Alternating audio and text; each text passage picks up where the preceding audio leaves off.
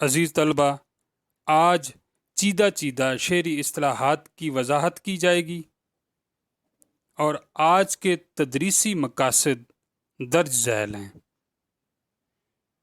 طلبہ شعری اصطلاحات سے آگاہ ہو سکیں گے، شعر فہمی کا شعور بیدار ہوگا، ذوق شاعر کو جلا ملے گی، قافیہ اور ردیف کا فرق اور استعمال سیکھیں گے، مطلع اور مقطع میں فرق کر سکیں گے، کلام موضوع کے ذریعے احساسات و جذبات کا اظہار کر سکیں گے۔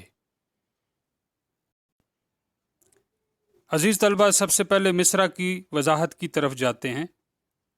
مصرع یعنی آدھا شعر، بیت یا فرد کا نصف حصہ، شعر کی ایک سطر کو مصرع کہتے ہیں۔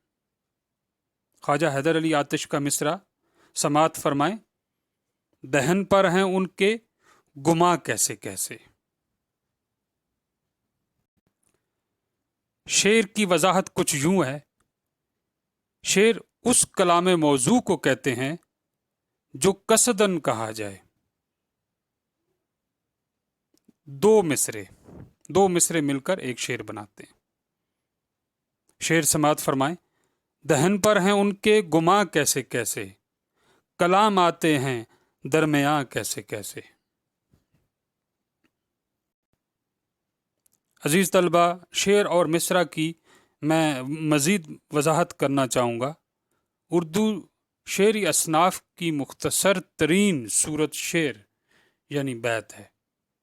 شعر دو سطروں پر مشتمل ہوتا ہے۔ شعر کی ہر سطر کو مصرع کہا جاتا ہے۔ مصرع عربی زبان کا لفظ ہے۔ دروازے کے ایک کواڑ، پٹ یا ایک حصے کو بھی مصرع کہتے ہیں۔ ایک شعر کے دو مصرے ہوتے ہیں۔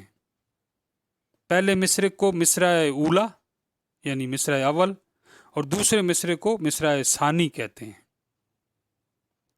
نصف فرض سے مراد مصرع ہے۔ عزیز طلبہ، اصطلاحات کا واحد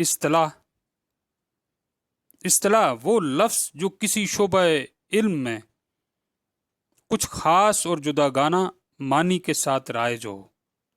اصطلاحات عام طور پر وہ الفاظ ہوتے ہیں جو روزمرہ زندگی میں بھی بولے جاتے ہیں۔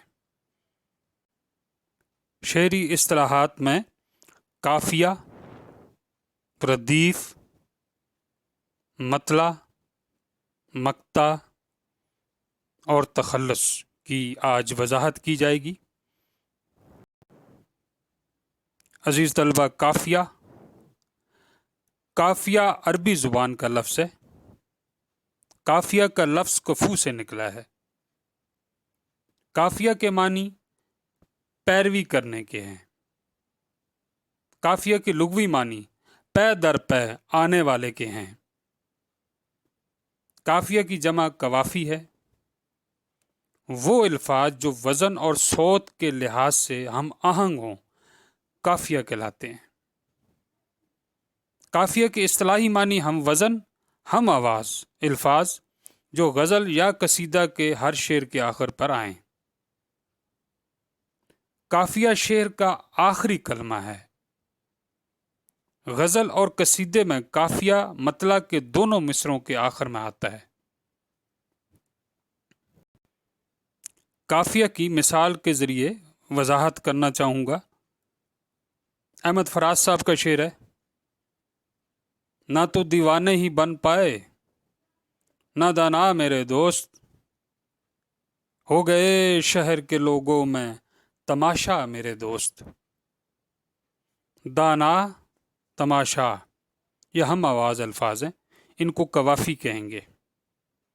محسن نقوی صاحب کا شعر ہے، سماعت فرمائیں۔ وہ جس کا نام بھی لیا پہیلیوں کی اوٹ میں، نظر پڑی تو چھپ گئی سہیلیوں کی اوٹ میں۔ پہیلیوں، سہیلیوں یہ ہم آواز الفاظ ہیں، ان کو قوافی کہیں گے اور قافیہ کہیں گے۔ عزیز طلبہ، اب ردیف کی وضاحت کی طرف چلتے ہیں۔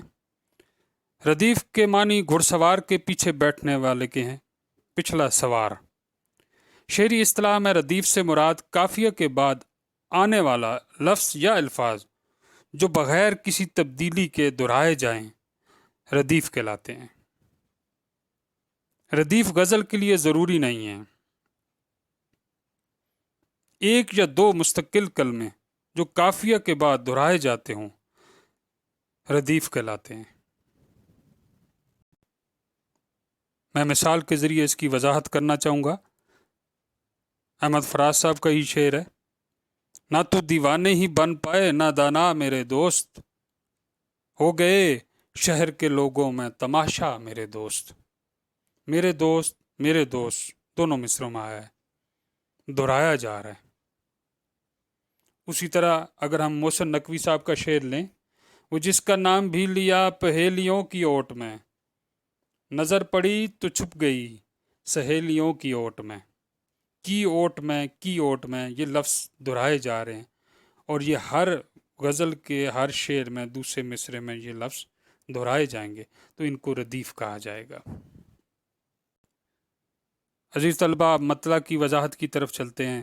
مطلع عربی زبان کا لفظ ہے۔ مطلع کے لغوی معنی طلوع ہونے کے ہیں۔ مطلع کے اصطلاحی معنی غزل یا قصیدے کا پہلا شعر جس کے دونوں مصرے ہم قافیہ ہوں۔ غزل کا چہرہ مطلع کو کہتے ہیں۔ مطلع کے بعد آنے والے دوسرے شعر کے دونوں مصرے بھی ہم قافیہ ہوں تو اس کو مطلع ثانی کہیں گے، یعنی ایک مطلع اور دوسرا مطلع، دوسرے مطلع کو مطلع ثانی کہیں گے۔ مطلع ثانی کو حسن مطلع بھی کہتے ہیں۔ مطلع ہونے کی دو شرائط ہیں۔ غزل نمبر 1، غزل یا قصیدے کا پہلا شعر ہو، دوسرا دونوں مصرے ہم قافیہ ہوں۔ میں مثال کے ذریعے اس کی وضاحت کرنا چاہوں گا۔ احمد فراز صاحب کا ہی شعر ہے، اس نے سکوت شب میں بھی اپنا پیام رکھ دیا، اس نے سکوت شب میں بھی اپنا پیام رکھ دیا، ہجر کی رات بام پر ماہ تمام رکھ دیا۔ اب آپ دیکھ رہے ہیں کہ پہلے مصرے میں پیام تمام یہ قافیہ استعمال ہوا ہے، رکھ دیا ردیف، دونوں مصروں میں ردیف بھی ہے اور قافیہ بھی ہے، لہٰذا یہ مطلع ہے۔ پھر محسن نقوی صاحب کا شعر ہے، وہ جس کا نام بھی لیا پہیلیوں کی اوٹ میں، نظر پڑی تو چھپ گئی سہیلیوں کی اوٹ میں۔ پہیلیوں سہیلیوں قوافی بھی اس میں استعمال ہوئے ہیں ایک شعر میں، اور کی اوٹ میں ردیف بھی استعمال۔ تو یہ شعر ہم قافیہ بھی ہے اور ہم ردیف بھی ہے، لہٰذا یہ مطلع ہے۔ عزیز طلبہ، تخلص وہ کلمی مختصر نام جو شاعر یا ادیب اپنے اصل نام کے بجائے رکھ لیتے ہیں، جیسے ساغر صدیقی صاحب کا ایک شعر ہے، آؤ ایک سجدہ کریں عالم مدہوشی میں، لوگ کہتے ہیں ساغر کو خدا یاد نہیں۔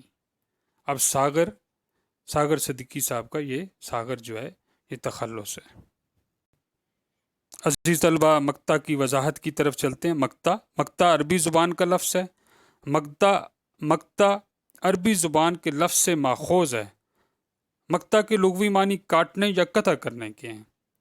غزل یا قصیدہ کا آخری شعر جس میں شاعر اپنا تخلص استعمال کرے مقطع کہلاتا ہے۔ آخری شعر اور تخلص کا استعمال ہونا ضروری ہے۔ مقطع غزل کے لیے ضروری نہیں ہے، شاعر حضرات عموماً اپنا تخلص مقطع میں استعمال کرتے ہیں۔